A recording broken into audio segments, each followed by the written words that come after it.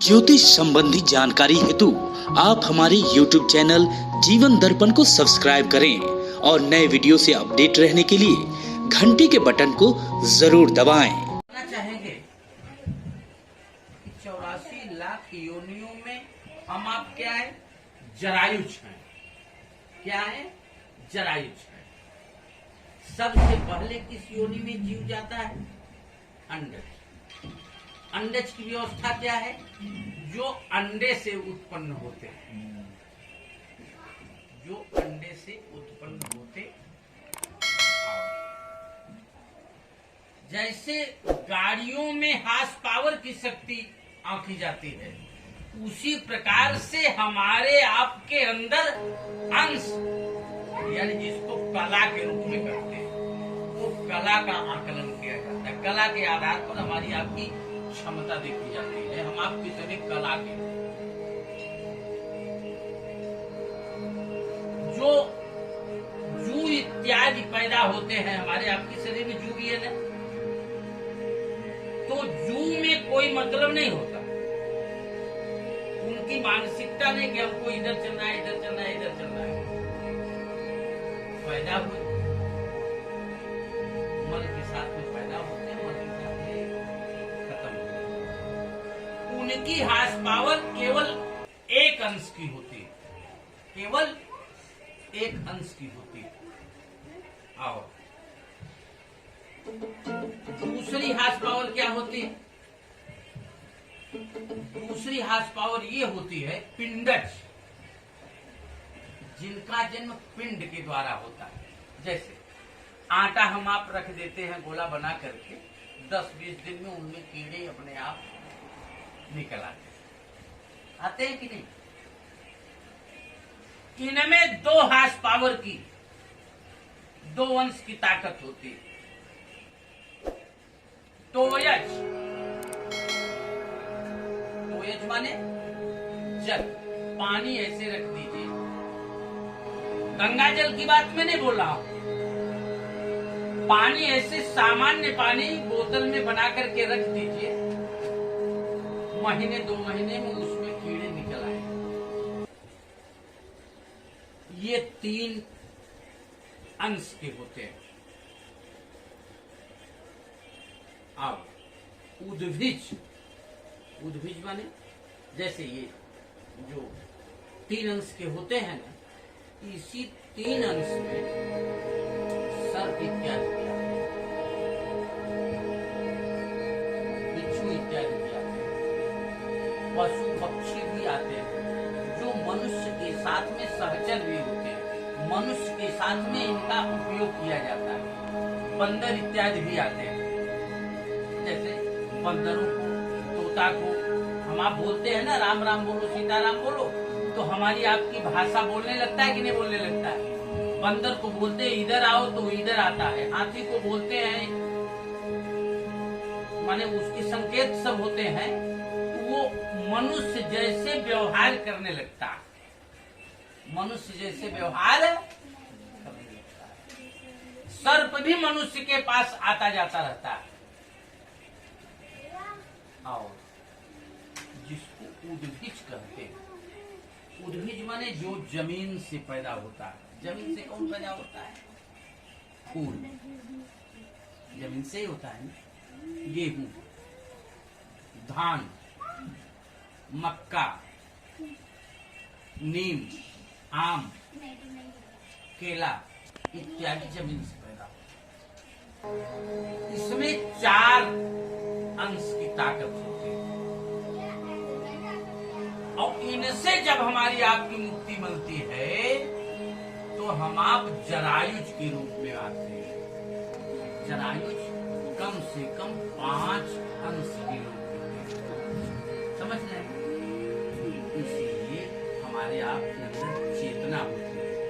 हम आप आते हैं, जैसे स्कूल में जाते हैं तो हमारा उद्देश्य निर्धारित होता है, पूजा करने बैठते हैं तो हमारा उद्देश्य निर्धारित हो जाता है। बेटा बेटी अगर गर्भ में आ गया तो हमारा उद्देश्य निर्धारित हो जाता है। वो क्या? ये पैदा होगा 9 महीने में, बेटे का नाम अगर स्कूल में लिखा दिया गया तो ये होगा कि विद्यार्थी का उद्देश्य क्या होता है? पढ़ना। नौकरी अगर हम कर रहे हैं तो हमारा उद्देश्य क्या होता है?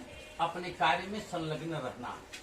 उसलिए शास्त्र प्रमाण देता है ये संसार में जो भी व्यक्ति आया है निरुद्देश्य नहीं आया है, उद्देश्य परक होता है।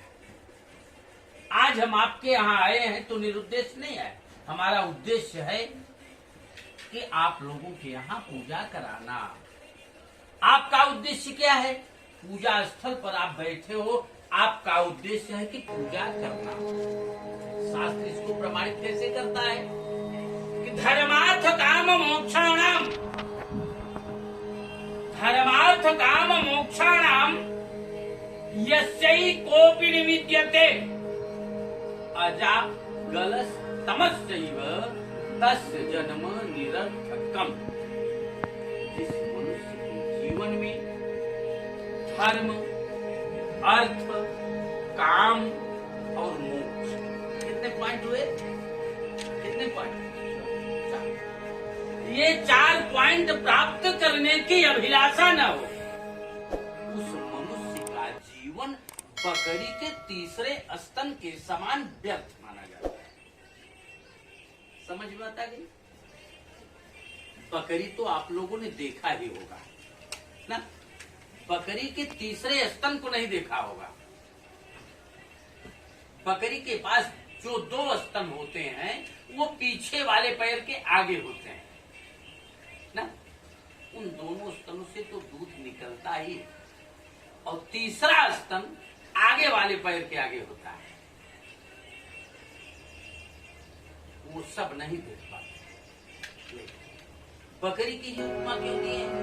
बकरी कभी भी किसी भी गर्भावस्था में सिंगल बच्चा नहीं देती। 2, 4, 6, 5, 7, 9, 10, 12, 15 इस पोजीशन में सिंगल बच्चा कभी बकरी नहीं देती। समझ रहे? वो बकरी एक बच्चा एक साथ दे दे, चाहे 1000 बच्चा साथ दे दे, लेकिन उसके तीसरे स्तन में दूध आने वाला, यदि मनुष्य के जीवन में ये चारों उद्देश्य निर्धारित नहीं है तो मनुष्य के जीवन में जैसे बकरी का तीसरा स्तन व्यर्थ माना जाता है, उसी प्रकार से हमारा आपका भी जीवन व्यर्थ माना जाए। अब 16 कला तक की क्राइटेरिया है, सीमा है। हम आप 5 कला से 8 कला तक के लोग होते हैं। हमारे आपसे, जैसे आपके ही परिवार में आपसे कम कला के भी लोग हैं जो कि मेहनत बहुत करते हैं, कमा नहीं पाते, ताकतवर हैं लेकिन दिमाग कम। समझ रहे कि नहीं? ये अंशों की क्षमता के आधार पर होती है। जैसे 2 व्हीलर में ये 100 सीसी का है, ये 110 सीसी का है, ये 125 सीसी का है, ये 150 सीसी का है ना। उसी प्रकार से हमारी आपकी ताकत, कुछ ऐसे जीव होते हैं जो आकस्मिक अवतरण होता है उनका, जैसे राम, कृष्ण, सीता, ये सब 16 कला से कनेक्टिविटी बना के रखते हैं। ये हमसे भी सामान्य नहीं है, हमसे भी ऊंचे स्तर के लोग होते हैं। राम हमारे आपके चेहरे से ही आए ना, लेकिन मनुष्य जीवन में आने के बाद में पत्नी क्यों मिलती है, पत्नी का जीवन में क्या उपयोग है, और पति के लिए, पत्नी के लिए पति के जीवन में क्या उपयोग है, इसको भी जानना जरूरी होता है। जब सती अपने पति के यहाँ यज्ञ में आत्मदाह कर बैठे तो त्रिदेव में शिव को छोड़ करके, शिव तो व्याकुल थे कि पत्नी मारी नहीं, उसी की मुंह में इधर उधर घूमते। और ब्रह्मा और विष्णु ये दोनों चिंता में डूब गए कि त्रिदेवों की शक्ति अब छीड़ हो गई। त्रिदेवों के साथ त्रिशक्तियां भी रहती थी। शक्ति के साथ शक्तिमान रहता है तभी ताकत बढ़ती है। जैसे शिव की पूजा करने चल रहे हैं ना, शिव शब्द में अगर लिख लेंगे कागज पर तो कितने अक्षर हैं?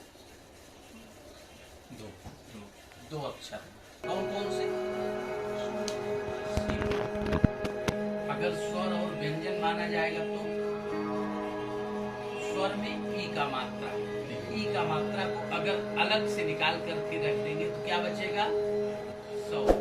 अगर आपसे पूछा जाएगा 100 माने क्या है तो आप क्या बताएंगे? डेड बॉडी बताएंगे ना। तो पत्नी अगर साथ में रह करके पूजा करती है, उस पूजा का 110% बेनिफिट मिलता है। इसीलिए ग्रंथ बंधन किया जाता। भक्तावास स्मरे नित्यम् आयुष्कामर्दशेद्रयेत् प्रथमं वक्रतुण्डं च एकदन्तं द्वितीयकं तृतीयं कृष्णलिङ्गाक्षं गजवक्त्रं चतुर्थकम् लम्बोदरं पंचमं च षष्ठं विकटमेव च सप्तमं विघ्नराजेन्द्रं धूम्रवर्णं तथाष्टमं नवमं भालचन्द्रं च दशमं तु विनायकम् एकादशं गणपतिं द्वादशं तु गजाननं द्वादशैतानि नामानि यः पठे